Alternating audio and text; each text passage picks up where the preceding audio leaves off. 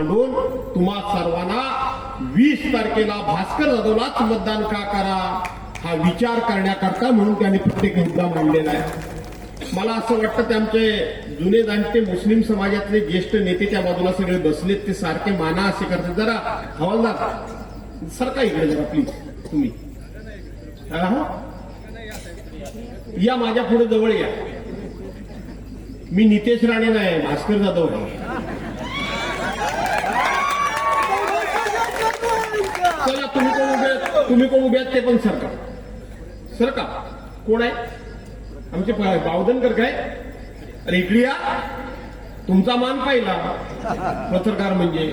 अरे सत्यवान तुम्ही पण. सावित्री कुठे आहे? या इकडे बसा. त्याला जागा द्या रे करून, कोणतरी पक्षाच्या लोकांनी जागा करून द्या, तरुणांनी जागा करून द्या. कोण दाबा? अच्छा. आणि म्हणून प्रत्येक मुद्द्याला विक्रांतनी स्पर्श केलेला.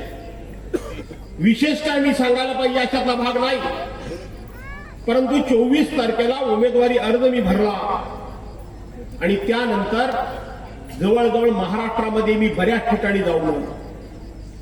मी केवळ माझा प्रचार करत बसलो नाही. आपल्या रत्नागिरी जिल्ह्यामध्ये सुद्धा राजापूरला राजन साळवींच्या प्रचाराला आलो. रत्नागिरीमध्ये बाळ मानेंच्या प्रचाराला दिवसभर गेलो. प्रशांत यादव जे चिपळूणमधून निवडणूक लढत आहेत, राष्ट्रवादी काँग्रेस पक्षातर्फे म्हणजे महाविकास आघाडीचे, आपण सगळे महाविकास आघाडीचे म्हणून आहोत. आणि म्हणून त्यांचा एक दिवस प्रचार केला, संजय कदमांचा प्रचार केला. खरं तर आता उद्या महाडला आमची मुलगी स्नेहल जगताप जी उभी राहते तिच्या प्रचाराला जायचंय. आणि आज मी तुमच्या सर्वांच्या समोर आलो.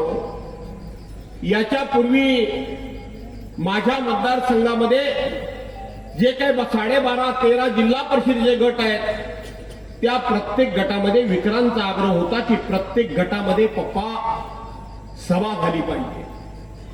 तुम्ही या वेळेला नेहमीसारखे गाफील राहू नका. तुम्ही गाफील राहू नका. नेहमी तुम्ही काय करता की शेवटचे 2 किंवा 3 दिवस फक्त आपल्या मतदारसंघात येता आणि बाकी वेळेला तुम्ही बाहेरच्या मतदारसंघामध्ये असता. पण या वेळेला तुम्ही गाफील राहू नका.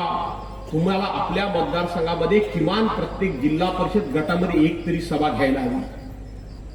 आणि मग परवाच्या दिवशी मी मुंक्यामध्ये खाडी पट्ट्यामध्ये सभा घेतली. त्यानंतर आपण धामणांना सभा घेतली, कोंडिवलीमध्ये सभा घेतली, लोट्यामध्ये सभा घेतली. काल आपण आबलोलीला सभा घेतली. दुसरी सभा आपण काल वेळेश्वरला घेतली. तिसरी सभा काल कोकरे गटामध्ये घेतली. आणि मग उरले 2 गट, एक पाटपन्हाळे आणि दुसरा अंजनवेल गट उरला. आणि विक्रांत म्हणाला, पप्पा ह्या 2 गटामध्ये आम्हाला 2 सभा नको, आम्हाला एकच सभा पाहिजे, आम्हाला एकच सभा पाहिजे. मी म्हटलं ठीक आहे, तू सध्या सगळं नियोजन वगैरे व्यवस्थित करतोस, तुझी तू सगळी आखणी करतोस, प्लॅनिंग करतोस, तुझं तू ठरव. आणि बांधवांनो भगिनीनो, हे 2 गटांची सभा आणि त्याला तुम्ही थोडं सहकार्य केलं. मला असं वाटतं ही 2 गटांची सभा म्हणजे साक्षात तुमचं विराट रूप मी या ठिकाणी पाहतोय. साक्षात विराट रूप मी पाहतो. हे कसं होऊ शकतं? ही एवढी गर्दी कशी उभी राहू शकते? विक्रांतला काळजी एवढीच वाटली की आपल्या बापानं 2.5 वर्षापूर्वी शिवसेना फुटल्यानंतर पक्षप्रमुख उद्धव बाळासाहेब ठाकरे यांचा विश्वासघात झाल्यानंतर अनेकांना अंगावर घेतलंय. गद्दार मिंदे गटाला पण अंगावर घेतलंय. त्या ठिकाणी भारतीय जनता पार्टीला पण अंगावर घेतलंय. आणि अजित पवारांच्या बाबतीत कोण बोलत नाही, तर आपल्या बापानं पहिलं आव्हान दिलं, प्रसंगी अजित पवारांबरोबर सुद्धा 2 हात मी केल्याशिवाय राहणार नाही. आणि प्रत्येक आमदाराच्या मतदारसंघामध्ये जाऊन मग कधी हिंगोलीला गेलो, कधी नाशिकला गेलो, कधी ठाण्यामध्ये गेलो, ज्या ज्या ठिकाणी गेलो त्या त्या ठिकाणी, कधी कोल्हापूरला गेलो, जिथे कुठे गेलो त्या त्या ठिकाणी प्रत्येकाचा समाचार आपल्या बापानं घेतलेला आहे. आणि म्हणून हे सगळे मिळून निवडणुकीमध्ये आपल्या बापसाला चारी बाजूने घेरल्याशिवाय राहणार नाही, चारी बाजूने घेरल्याशिवाय राहणार नाही. आणि म्हणून पप्पा तुम्ही गाफील राहू नका, तुम्ही दुर्लक्ष करू नका, तुम्ही बाहेर फिरत राहू नका. प्रत्येक जिल्हा परिषद गटामध्ये एक तरी बैठक तुम्ही घ्या, हा आग्रह धरला. आणि आग्रह धरल्यानंतर आज मी या ठिकाणी आलोय. मी आज या ठिकाणी आलोय. आज संपूर्ण महाराष्ट्रामध्ये मी लढतोय. मला सुरुवातीला तुम्हा सर्वांना सांगितलं पाहिजे, मी एवढ्या करता लढतोय की ज्या दिवशी उद्धव बाळासाहेब ठाकरे यांना 22 जून 2022 रोजी या गद्दारांनी त्या मुख्यमंत्री पदावरून खाली ओढलं, तो क्षण मी बघितलाय. उद्धव साहेबांच्या प्रचंड अशा पद्धतीचं मोठं ऑपरेशन झालं होतं. महाराष्ट्रामध्ये कोरोनाचं संकट पूर्ण संपलं नव्हतं. त्या कोरोनातून उद्धव साहेब महाराष्ट्राला बाहेर काढण्याकरता म्हणून आपलं ऑपरेशन लांबणीवर टाकत होते. आणि ज्या वेळेला बऱ्यापैकी हा कोरोनातून महाराष्ट्र बाहेर आला, त्यावेळेला उद्धव साहेबांनी स्वतःच्या पाठीवर, कण्यावर शस्त्रक्रिया करून घेतली, ऑपरेशन करून घेतलं. आठवतंय तुम्हाला? त्यावेळेला उद्धव साहेबांनी एक मुलाखत दिली होती. 80 तासामध्ये माझ्या अंगावर साधी बसलेली माशी सुद्धा मला कळत नव्हती. याचा अर्थ समजा काय?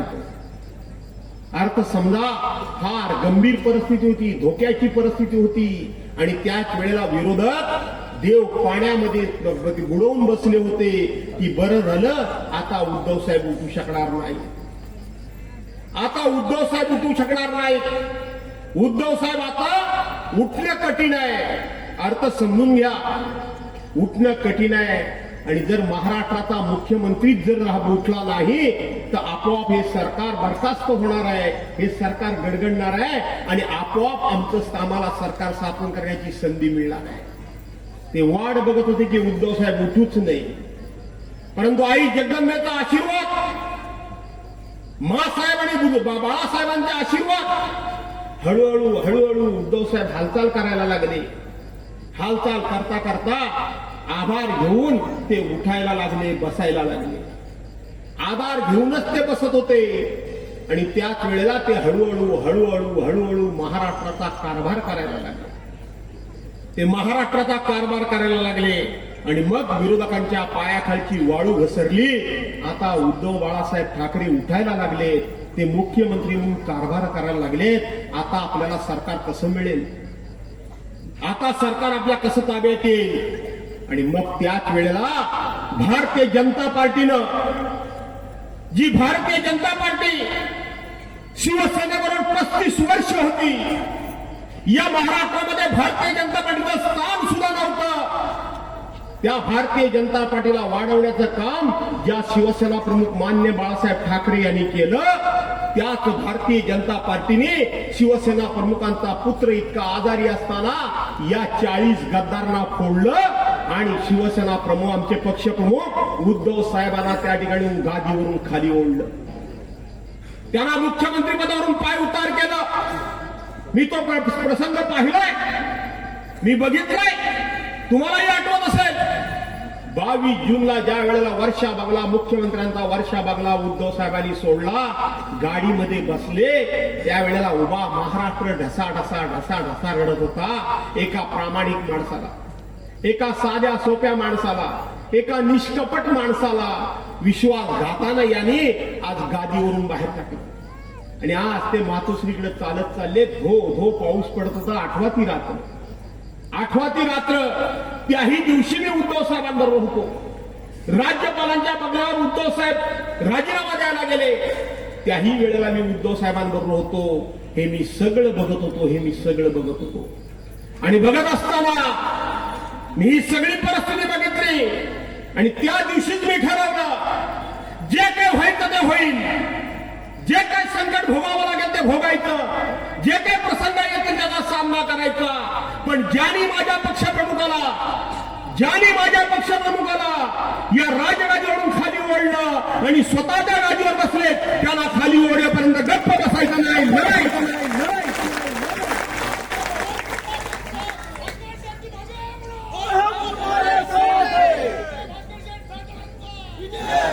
त्या दिवसापासून मी ठरवलं मित्रांनो, लढायचं, जे काय व्हायचं ते होईल. तुम्हाला आज अभिमान वाटत असेल, त्या दिवसापासून हा भास्कर जाऊ लढतोय ना, का नाही लढतोय? मला तुमच्याकडून आज शब्द पाहिजे, गप्प बसू नका, होय किंवा नाही, काही असेल ते सांगा. आपण लढतोय ना, महिलांनी पण माझ्या बोलणं पाहिजे.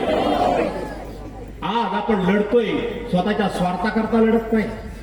ज्याचा विक्रांनी उल्लेख केला, नाना तऱ्हेचा छळवाद मांडला गेला, नाना तऱ्हेच्या चौकशा झाल्या, त्याचा मी उल्लेख कधी केला नाही.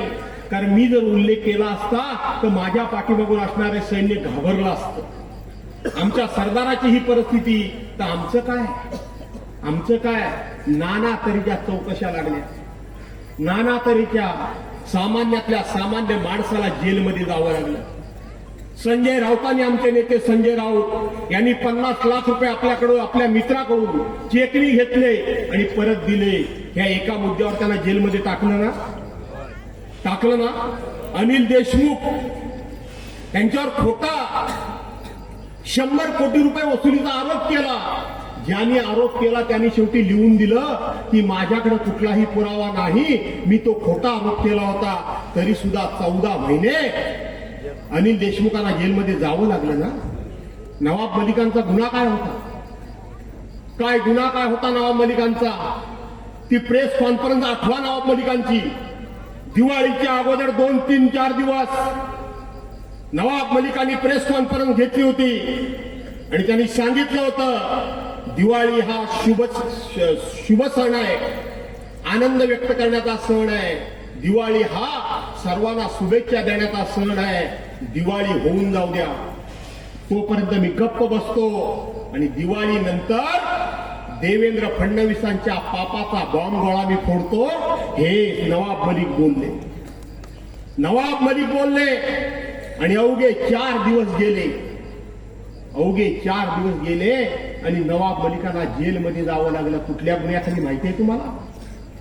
नवाब मलिकांच्यावर गुन्हा लावला की 1993 साली मुंबईमध्ये बॉम्बस्फोट झाले आणि त्या बॉम्बस्फोटाचे आरोपी, त्यांची जमीन वगैरे, दाऊद इब्राहिमची वगैरे त्यांची जमीन वगैरे ही नवाब मलिकांनी घेतली आणि नवाब मलिक त्यांचे भागीदार आहेत, ते देशद्रोही आहेत, अशा प्रकारचा आरोप केला आणि त्यांना जेलमध्ये टाकलं. जेलमध्ये टाकलं, जवळजवळ 2 वर्ष ती जेलमध्ये सडली. त्या नवाब मलिकांकरता मी अनेक वेळा संघर्ष केला, घाबरलो नाही मी प्रश्न विचारला राज्यकर्त्याला. अरे मुंबईमध्ये बॉम्बस्फोट झाला 1993 साली, त्यानंतर 95 साली तुमचं सरकार आलं, केंद्रामध्ये 96 साली तुमचं सरकार आलं, पुन्हा 2014 साली तुमचं केंद्रामध्ये सरकार आलं, पुन्हा तुमचं 2014 साली महाराष्ट्रामध्ये सरकार आलं. इतके वर्षामध्ये 93 ते 2022-20 पर्यंत तुम्हाला हे नवाब मलिक बॉम्बस्फोटातल्या आरोपींचे साथीदार होते, हे तुम्हाला दिसले नाहीत काय? हे तुम्हाला कळले नाहीत का? 26-27 वर्ष तुम्ही त्या माणसाला देशद्रोहाच्या गुन्ह्याखाली आतमध्ये टाकलात. तुमची सरकार येऊन गेली, त्यांनी 4-5 वेळा निवडणुका लढवल्या, ते निवडून आले, ते 2 वेळा मंत्री झाले, तुम्ही त्याला या गुन्ह्याखाली आत टाकता. मी मी मी मी नवाब मलिकांची तळमळ बघितली आहे, मी नवाब मलिकांचं दुःख बघितलंय. ते माझे मित्र आहेत, मला सांगताना कमीपणा वाटत नाही. सभागृहामध्ये त्यांची बाजू घेऊन कोणी राष्ट्रवादीवाला बोलत नव्हता, पण भास्कर जाधव बोलत होता. त्यांचं मी दुःख बघितलंय. त्यांनी सांगितलं, नवाब मलिकांनी, की मला कुठल्याही गुन्ह्याखाली मोहन त्यांनी सांगितलं 8 टाका, कायमचा जेलमध्ये मला सडवा, तुम्हाला वाटलं तर मला फाशी द्या, पण मला मी केवळ मुसलमान आहे म्हणून मला देशद्रोही ठरवू नका, मला देशद्रोही ठरवू नका. काय त्या माणसाच्या वेदना मी जवळून बघितल्या. मला फाशी द्या, पण मला मी मुसलमान आहे म्हणून मला देशद्रोही ठरवू नका. त्यांनाही 2 वर्ष जेलमध्ये राहावं लागलं. आज अजित पवारनी त्यांना पाठिंबा दिल्याबरोबर ते बाहेर आले. या सगळ्या पार्श्वभूमीवर भास्कर जाधव यांच्यावर फुटून पडतोय. त्याला आत त्यांनी टाकला नसता असं वाटतं तुम्हाला? माझ्या चौकशा झाली नसतील असं तुम्हाला वाटतं? ED, CBI, NIA, income tax, आणखीन काय काय ते आहे तिच्या आहे ते सगळ्या बाजूनं शोधकाम केलं नसेल असं वाटतं तुम्हाला? सगळ्या बाजूनं शोधकाम केलं आणि तुम्हाला अभिमान वाटेल की भास्कर जाधववर एवढाही भ्रष्टाचाराचा आरोप कोण करू शकला नाही. एवढाही भ्रष्टाचाराचा आरोप कोण करू शकला नाही. हा अभिमान तुम्हाला वाटतो का नाही वाटतो? अरे माझ्याकडे नैतिक अधिष्ठान आहे. मला माहित आहे मी गुन्हा केलेला नाही. मला माहित आहे मी भ्रष्टाचार केलेला नाही. त्यामुळं ह्यांच्या विरोधात लढताना तुमचा भास्कर जाधव कधी डगमगला नाही आणि कधी घाबरला नाही. आणि म्हणून विक्रांत मला विश्वास होता की आजही समाजामध्ये प्रामाणिकपणा, चांगुलपणा आणि चांगल्या गोष्टीला चांगला म्हणणारी माणसं आजही समाजामध्ये आहेत. मला माहित होती की मला चारी बाजूने घेण्याचा प्रयत्न केला तरी माझी जनता माझ्याबरोबर उभी राहिल्याशिवाय राहणार नाही. हा माझा अंदाज खरा ठरलाय ना? खरा ठरला. गुरुजी मी त्या दिवशी सांगितलं जर मला निवडूनच द्यायचं असेल, फक्त मला निवडून देऊ नका. मला निवडूनच जर द्यायचं असेल तर मला नुसता निवडून देऊ नका. किमान या सगळ्या शक्तीच्या विरोधात, या सगळ्या ताकदीच्या विरोधात 50,000 मतांच्या मताने मला निवडून द्या. किमान 50,000 मतं मला जास्त हवेत. सन्मानजनक पाठवा. त्या विधानसभेमध्ये गेल्यानंतर लोकांनी तुमच्या भास्कर जाधवकडे बघितलं पाहिजे. उद्या महाविकास आघाडीच्या सरकारमध्ये अरे हा बाहेर येऊन उगाच डरकाळी फोडत नाही, याचे लोक ह्याच्या पाठीशी उभे आहेत म्हणून हा डरकाळी फोडतो. इथं राज ठाकरे येऊन गेले, माझ्याबद्दल काय एक शब्द बोलले काय रे बाबा? बघितलं बोलले. काल मुख्यमंत्री आले. आज मला जास्त बोलायची इच्छा होती. विक्रांत पण जास्त बोलला त्यामुळे बोलत नाही. बोलू काय जरा कंटाळल्यावर नाही ना? मला खरंच आज जास्त बोलायची तुमच्याशी इच्छा आहे. सगळ्या विषयावर बोलू काय बाया या हेदवीच्या सरपंच मोरे नको म्हणतात. आणि म्हणून बोललं पाहिजे. आज तुमचं काही निवडणुका होतील आणि जातील, पण काही मुद्दे इथं खुलासे झाले पाहिजे. हे लक्षात घ्या. आणि म्हणून या ठिकाणी मुळामध्ये माझ्यासमोर कोण उभं राहत होतं काय? उभंच राहायला तयार नाही. पहिल्यांदा नेहमी निवडणूक आल्यानंतर पुढे उभवतात. एरवी 4.5 वर्ष गायब असतात ते नातू. बरोबर आहे का नाही? बघा तुम्ही पूर्वी निवडून तुम्ही देत होता तेव्हा पण 4.5 वर्ष माडीवर. आणि मग आणि पुढचे 4 महिने निवडणूक आली की आले हळूहळू गाडीवर. असंच असायचं ना का? कधी होतं का माय मात कुठं काही दिसायचे काय? काही दिसायचे नाही. माडीवर निवडणूक आली की गाडीवर. ते मग पुढे आले सारखे आले. मग ते पुढे नाचायला लागले. मला उमेदवारी मिळणार. मग साड्या घेऊन आले. बरोबर आहे ना बायानो? साड्या घेऊन आले होते ना? साड्या घेऊन आले. कधी उष्ट्या आपण कावळं नाकारणारा हा माणूस, कोणाच्या लग्नात 5 रुपयाचं प्रेझेंट पॉकेट न देणारा हा माणूस. बरोबर आहे का नाही? साड्या घेऊन आले. झालं ही आमची नेत्राबाई ठाकूर जिचा जीव वर खाली. गडबड झाली. बोलो काय झालं? हो माझ्या देखत माझ्या मतदारसंघातल्या महिला साड्या आणायला गेल्या.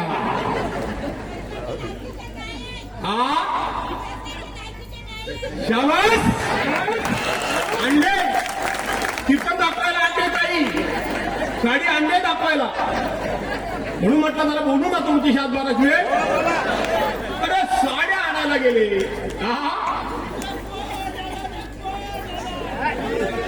आणि म्हणून साड्या वाटायला लागले. बोर्ड काय लावले? पैठणी. ते आमचे शिवसेनेचे नेते आदेश भाऊजी त्यांचं ते पैठणी काय त्या कार्यक्रमाला नाव काय होम मिनिस्टर, एवढा मोठा बोर्ड दिला होम मिनिस्टर. आणि मग हे आले त्या साड्या घेऊन हा माणूस कधी नव्हे तो, अरे ते काढून ठेव आपल्या हे घे मोबाईल घे याच्यामध्ये समीरच्या ह्याचे बघा क्लिप आहे हा. तर ते साड्या वाटायला लागले. मग स्वतः असं करत खांद्यावर टाकायची ती जरा काय तो साईडची किनार इकडे तिकडे झाली की ती सारखी करायची. आईला बोल हा नातू हा साड्या देतोय. झालं साड्या वाटेपर्यंत त्यांचे अध्यक्ष अरे तो कोण निलेश सूर्य काय फडतूस साला तो काय त्याचं काय घेऊन बसला आणि म्हणून त्यांचे अध्यक्ष रावसाहेब दानवे माजी अध्यक्ष माजी रेल्वे मंत्री त्याने कुठेतरी बघितला हा नातू कुठेतरी साड्या वाटतोय काढते आणि ते नातू बघितलं आणि मग ते त्यांच्या मराठवाड्याच्या भाषेमध्ये बोलले साड्या काहून वाटतो. हे बघा हे जरा ऐका तुम्ही. आज तुमचा वेळ घेतोच मी पण आलो जरा रंगात. हे बघा काय बोलले ते. एक मिनिट ऐका जरा. बायका आमच्या साड्या त्याच्या असा कोण स्वाभिमानी माणूस साडी घेणार आहे. बायका आमच्या आणि साड्या त्याच्या आहेत. मला नाही वाटत कोणी स्वाभिमानी माणूस त्याची साडी घेईल. आणि साड्या का वाटतो एवढ्या वर्षात कधी वाटल्या नाही. आता कशा वाटणं चालल्या लावून दाखवून चालले का कपड्याला लावून दाखवून चालले. विकासाचे कामं करा विकासावर मतं घ्या. आमचं मत आहे की विकास करा विकासावर कामं मतं घ्या.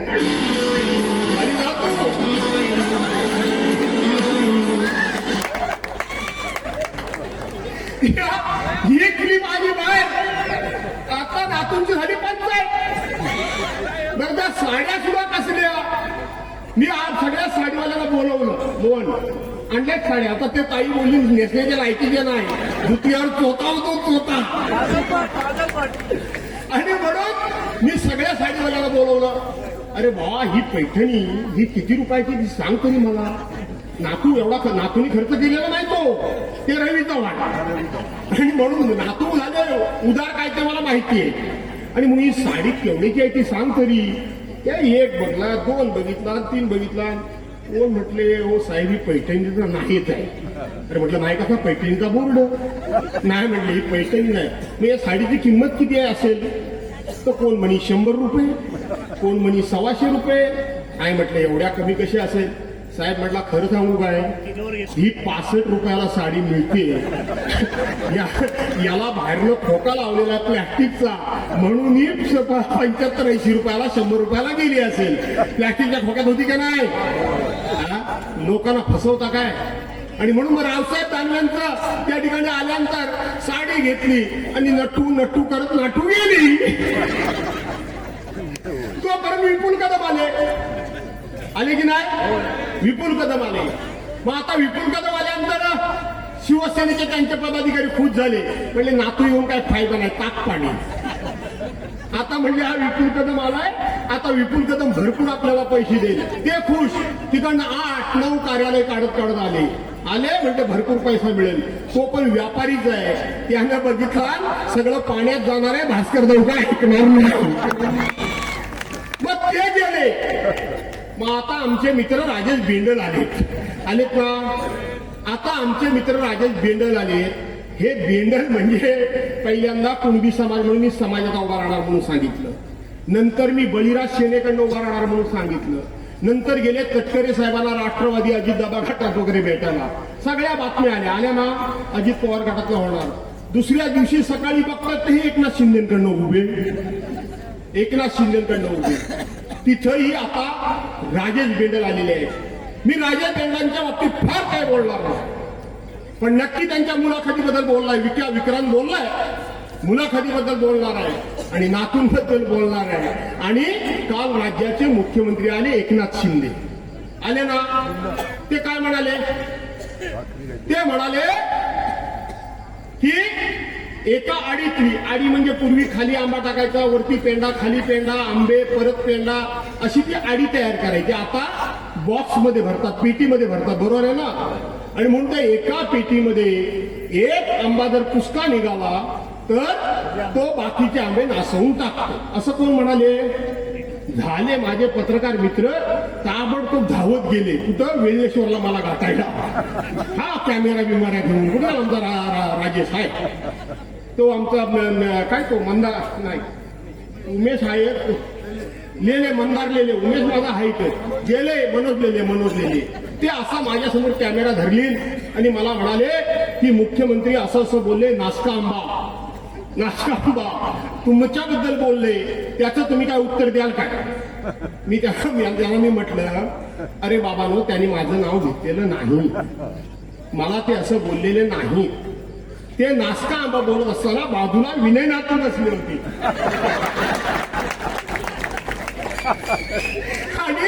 आणि ते असे विनय नातूंच्याकडे बघतायत आणि ते म्हणतात हा दिसायला हापूस आंबा पण हा नासका आहे. पत्रकार सुदूर झाले, हे काय याला उत्तर दिला बरोबर आहे का नाही? हा दिसायला हापूस आंब्यासारखा दिसतो पण हा नासका आहे का म्हणाले एकनाथ शिंदे?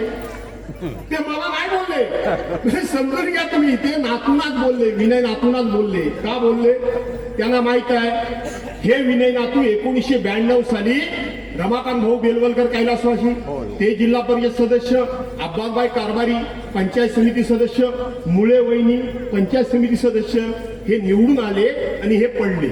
माहित आहे ना, जुन्या नवीन पिढीला माहित नाही, हे पडले निवडणुकीमध्ये. आणि मग कैलासवासी तात्यांचं म्हणजे त्यांचं दुःखद निधन झालं, आम्ही होतो सगळ्यामध्ये.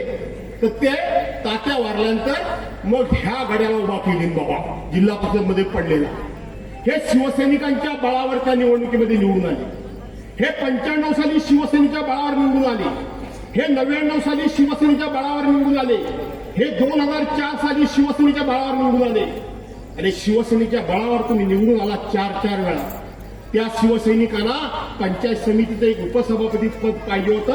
प्रभाकर शिर्के नुसते धावत होते माग साधं शिवसेनेला उपसभापती पद दिलं नाही. त्या शिवसेनेच्या बळावर तुम्ही 4 वेळा निवडून आलात. त्यावेळेला राज्याचे विरोधी पक्षनेते रामदास कदम यांना शिवसेना प्रमुखांनी उमेदवारी दिली. यांनी थोडा घातला ना, हे अपक्ष उभे राहिले ना, मी निवडून आलो सोडा, पण शिवसेनेच्या माणसाला पाडला ना, मग नासका आंबा कोण? बरोबर आहे.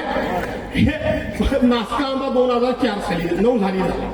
2014 साली पुन्हा हा गडी उभा राहिला ना, नासका आंबा कोण? 2019 साली शिवसेना भाजपाची युती होती, आमची युती होती. मी शिवसेनेला उमेदवार उभा राहिलो होतो. नातूंनी माझं काम केलं.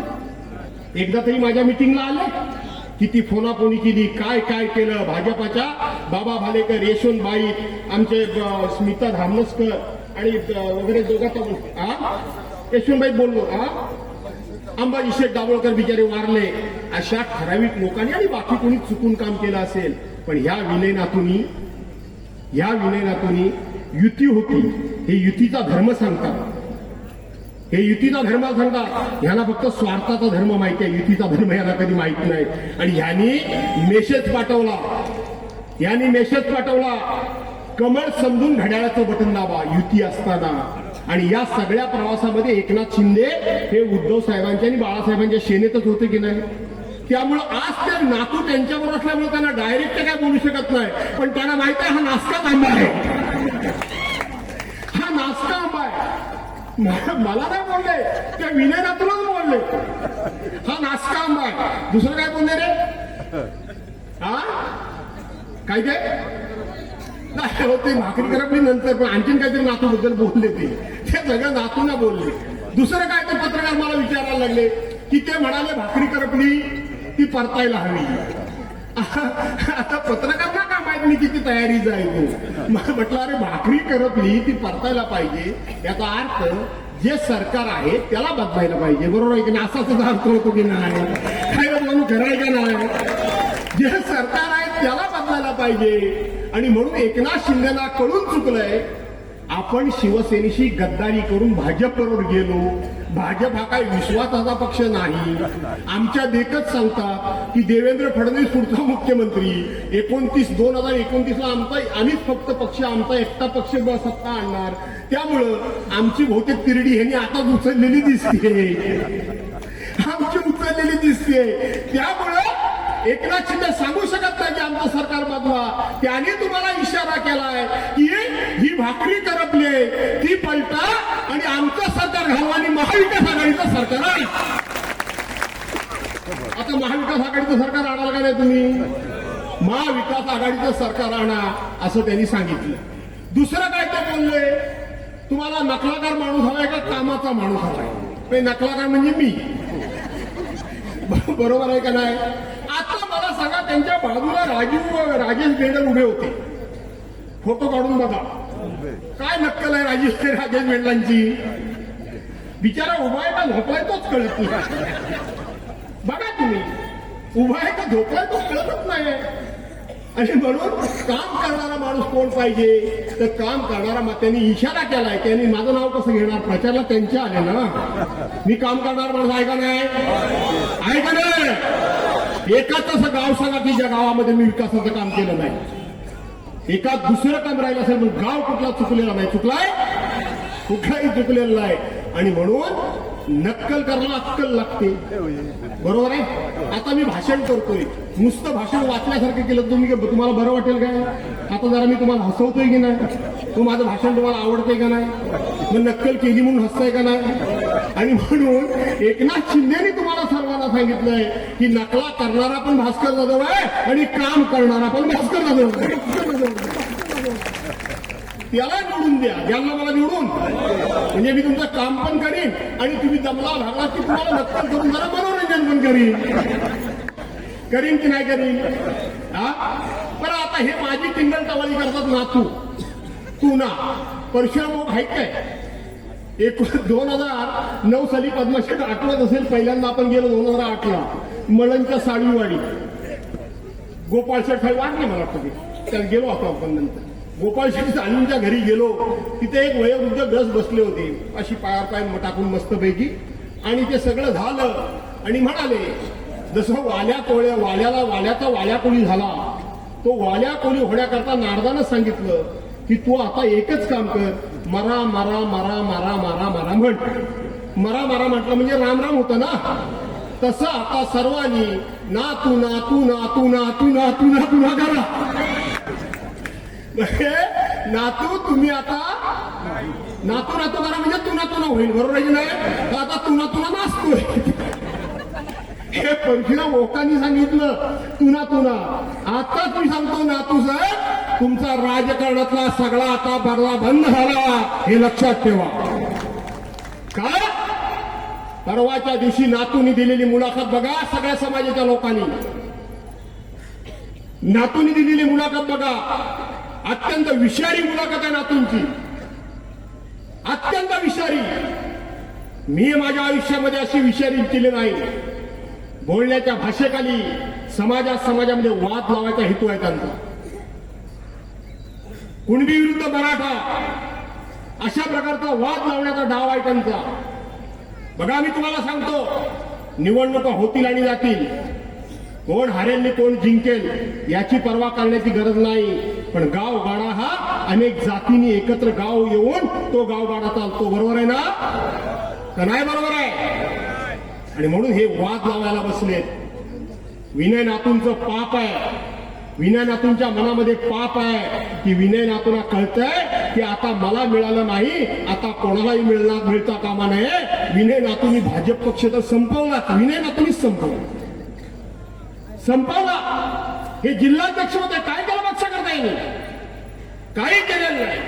मी निवडणूक आलो की माझा फक्त विचार करा, बाकी कोणाचा नाही. अरे ओबीसी बद्दल एवढं जर तुम्हाला प्रेम आलंय, ओबीसी बद्दल एवढं तुम्हाला प्रेम आलंय, तर तो कोण त्यांचा उमेदवारी अर्ज मागे घेतलेला?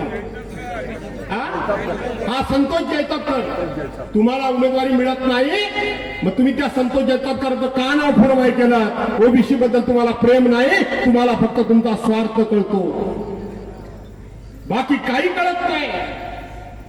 समाजा नातूंबद्दल मी एवढं कधी बोललो नव्हतो. समाजाबद्दल. आणि कुठल्या हाताने आमच्या बहिणींच्या अंगावर साडी घालता तुम्ही? कुठल्या अंगावर हाताने घालता? तुम्ही तात्यांचं सांगता आम्हाला, तात्यांचे संस्कार आमच्यावर आहेत. तो तुमचा काळ्या तुळशीचा पोपट कोण? काळ्या तुळशीचा पोपट.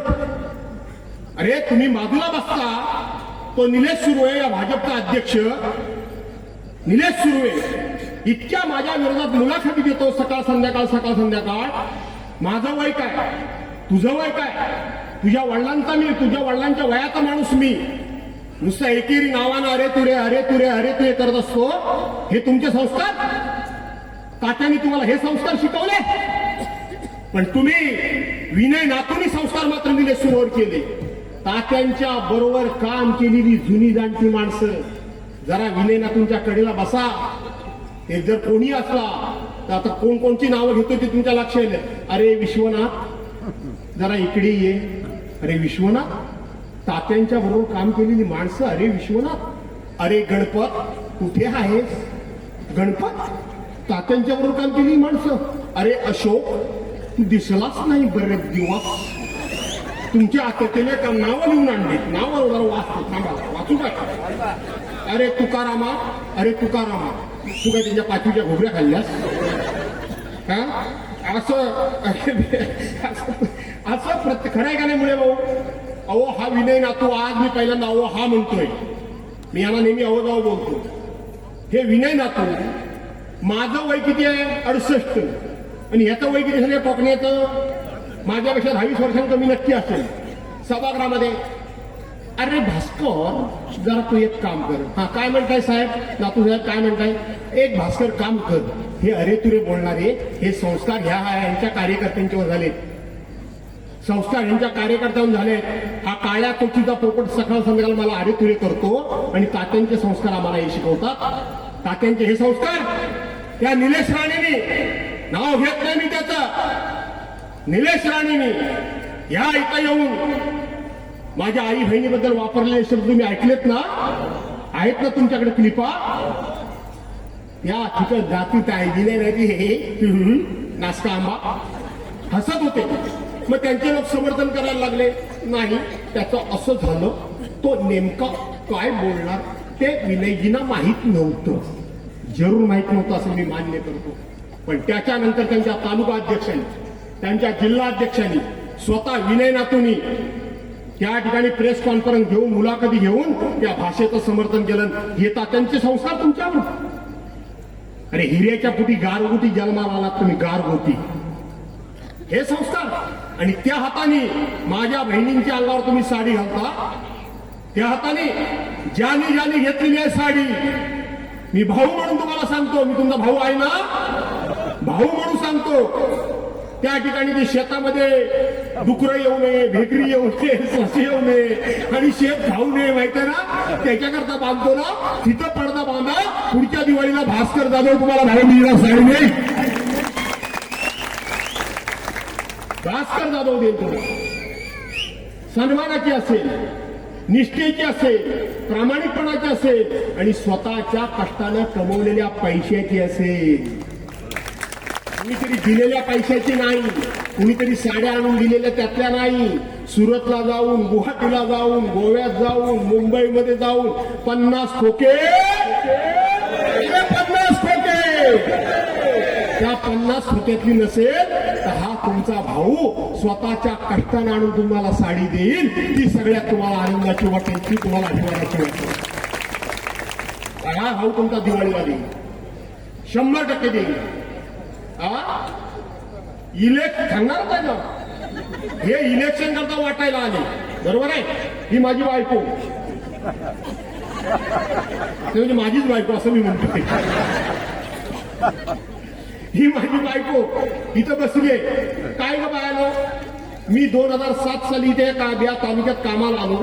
तिथपासून प्रत्येक हळदी कुंकू मान आली होती आमची, बरोबर आहे ना. प्रत्येक हळदी कुंकवाला प्रत्येक जिल्हा परिषद गटामध्ये नवीन गावात या वेळेला वेळेश्वरला गेली तर पुढच्या वेळेला हे दिवीला जाते, हे दिवीला गेली तर पुढच्या वेळेला शिरला जाते. अशी माझी बायको येऊन वाण म्हणून तुम्हाला वाण देते की नाही देते? देते का नाही देते?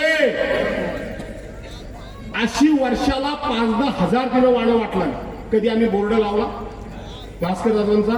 कधी भास्कर वाण द्यायला आले, नट्टू जशी साडी टाकायला आली तशी आले? अरे स्वार्थ तुम्हाला. जर वाण खरोखर द्यायचं असेल तर ते वाण त्या सौभाग्यवतीचा सन्मान म्हणून केला पाहिजे, आलेल्या प्रत्येक बाईचा सन्मान करा. स्वार्थ कसला स्वार्थ कसला ठेवता? त्याच्यामध्ये स्वार्थ ठेवायची काही गरज नाही. आणि म्हणून मित्रांनो, आणखीन एक गोष्ट सांगतो, आणखीन एक सांगायला हवी. दुसरे कुणबी समाजाचे नेते कृष्णाजी वने, त्यांची क्लिप मी बघितली. कृष्णाजी वनेंची मी क्लिप बघितली. त्यांनी माझ्यावर आरोप केला. काय केला? ते म्हणले भास्कर जाधव यांनी आमच्या समाजाचं खूप नुकसान केलंय. भास्कर जाधव एका विशिष्ट समाजाचं काम करतात, म्हणजे फक्त मराठा समाजाचं काम करतात असं त्यांना म्हणायचंय. भास्कर जाधवांच्याकडे आम्ही ओबीसीची कामं घेऊन गेलो, भास्कर जाधवांनी कधी लक्ष नाही दिला. कृष्णाजी म्हणे निवडणुकीला अजून 2 दिवस आहेत, चला या समोर, आणि कधी मला तुम्ही निवेदन घेऊन आला, कधी तुम्ही माझ्यासमोर काम सांगितलं ते सांगा, ते सांगा. कृष्णाजी वने भास्कर जाधवनी काय केलं? ज्या राजेश बेंडलांकरता तुम्ही हे बोलताय ना, ते सभापती असताना त्यांनी तुमच्या घरासमोरची पाकाडी सुद्धा नाही केली, ती भास्कर जाधवनी केली. आणि समाजाचे मोठे नेते कृष्णाजी वने ऐन करोनाच्या काळामध्ये तुमचा मेवणा अडकला कशेडीच्या घाटामध्ये. तुम्ही समाजाचे नेते राजेश बेंडल त्यावेळेला नगराध्यक्ष होते, तुम्ही त्यांच्याकडे सोडवायला नाही गेला, ते माझ्याकडे आले, त्यांना मी सोडवलं. कृष्णाजी वने, तुमचा पुतण्या कोरोनानं एवढा आजारी झाला आणि त्याला कोरोनाच्या हॉस्पिटलमध्ये ऍडमिट केलं गेलं. हे कृष्णाजी वने, हे हुमणे गुरुजी, हे सगळे 2019 साली माझ्या विरोधात बेटकरांचं काम करत होते. त्यानंतरच्या ह्या घटना सांगतोय, अगोदरच्या सांगत नाही. माझ्या विरोधात काम केल्यानंतर आणि त्याला आम्ही कॉटेजमध्ये ऍडमिट केला, आणि ऍडमिट केल्यानंतर तिथून मला फोन आला की साहेब डॉक्टरना पाठवा. डॉक्टरना पाठवण्याकरता आपण हालचाल केली, आणि मला त्यावेळेला डॉक्टरला थोडासा वेळ झाला. हे म्हणाले मामा त्याला रत्नागिरीत घेऊन जायचंय. मी म्हटलं ठीक आहे, रत्नागिरीत द्यायची तयारी करू. त्यावेळेला एक माणसाचं नाव सांगत नाही मी, कुणबी समाजातला माणूस बाहेर आला आणि त्यांनी मला फोन केला की साहेब त्याचं आता काय खरं नाही. डॉक्टरनी सांगितलंय तो 5-10 मिनिटातच या ठिकाणी त्याचं आता काय बरं वाईट होणार आहे, खरं नाही. त्याला हलवण्याच्या भानगडीत पडायचं नाही. डॉक्टर आपल्यावरती जबाबदारी झटकण्याकरता म्हणून सांगतायत इथून बाहेर घेऊन जा, तुम्ही ह्या भानगडीत पडू नका. कृष्णाजी वने हे उद्या कुणबी समाजामध्ये जाऊन सांगतील की भास्कररावांच्या विरोधात आम्ही काम केलं, म्हणून भास्कररावांनी त्याला मुद्दामून हलवायला सांगितलं आणि माझा पुतण्या गेला, हे तुमच्या नावाचा अपप्रचार करतील. मी सांगितलं काय अपप्रचार? अरे अपप्रचार केला तरी हरकत नाही. मी डॉक्टर सानपाला लगेच पाठवलं आणि डॉक्टर सानपाला सांगितलं काय वाटेल ते झालं तरी चालेल, वाटेल ते रिक्स घ्या, पण हा पोरगा जगला पाहिजे, त्याला जगवण्याचं काम त्यावेळेला भास्कर जाऊन केलं. इथं होतात तुम्ही, तुमच्या पुतण्याला सरकारी नोकरी आली, शेवटच्या 10 मिनिटांमध्ये दाखला मिळाला नाही तर त्याला नोकरी लागणार नव्हती. आपण आपले शब्द कठोर वापरले कमिशनरच्याकडे आणि तो दाखला मिळवून दिला आणि तुमच्या पुतण्याला नोकरी मिळाली. कुठं होतात तुम्ही? हे आरोप करता माझ्यावर, काय वाटेल ते आरोप करा, पण असे आरोप होता कामा नये. हे हुमणे गुरुजी हॉस्पिटलला ऍडमिट होते. पांडुरंग पाते हे रोखोक बोलणारा माणूस आहे. मी त्यांना पातेसाहेब म्हणतो, ते खरं बोलतील. मी जुना मोबाईल शोधून काढणार आहे, त्याच्यामध्ये त्यांनी माझ्या आभाराचा पाठवलेला मेसेज पण आहे. हे हुमणे गुरुजी हॉस्पिटलला ऍडमिट झाले गणपतीच्या आदल्या दिवशी, आणि मला पांडुरंग पात्यांनी फोन केला ह्या हुमणे गुरुजींबद्दल. ह्यांनी माझ्या विरोधात काम केलेलं होतं. मला फोन केला आणि सांगितलं आपले गुरुजी गेले. तुला काय बोलता, काय झालं, काय नाही म्हणाले. त्यांचं ते जवळजवळ आटोपल्याचं जमा आहे. म्हणून काय करायचं, जमाय म्हणून आटोपल्यात, जमाय म्हणजे अजून व्यवस्थित आहेत ना? ते म्हणले जेमतेम आहेत, काय करावं लागेल. चला कुठल्याही मुंबईच्या हॉस्पिटलला न्या, लागेल तो खर्च मी करीन. ते म्हणले जाऊ शकत नाही, हेलिकॉप्टर मागवतो. हेलिकॉप्टर मागवतो. गुरुजी जगले पाहिजेत निसार भाई, लक्षात ठेवा. हे माझ्या विरोधात असून गुरुजी जगले पाहिजेत, पण पावसाळ्यामध्ये हेलिकॉप्टर येणार नाही. शिगवण साहेबांचं नाव काय? रामभाऊ शिगवण साहेब तेही होते. त्यांनी मला फोन केला. मी डॉक्टरला सांगितलं की डॉक्टर काय वाटेल ते झालं तरी चालेल, गुरुजी जगले पाहिजे. ते म्हणाले ऑपरेशन तातडीने करावं लागेल, आमच्याला खात्री नाही, पण उद्या कमी जास्त झालं तर हे लोक मला सोडणार नाहीत आणि म्हणून हे सही कोण करायला तयार नाहीत. मी डॉक्टरना सांगितलं माझ्यावर ब्लेम आला तरी चालेल, पण गुरुजी जगले पाहिजेत, सही मी करायला तयार आहे आणि गुरुजींना जगवण्याचं काम आपण केलं. अरे कोणाच्या विरोधात बोलता तुम्ही? थोडी तरी जाण आणि जाणीव ठेवा. जाण आणि जाणीव ठेवा. मी कधी काढलं नाही, काढत नाही. मला नातेवादी बोलता, मला नातेवादी बोलता, बाकी सगळं मी सहन करेन. काय ते सोळा वरंडे बसले, त्या नगराध्यक्ष झाल्या.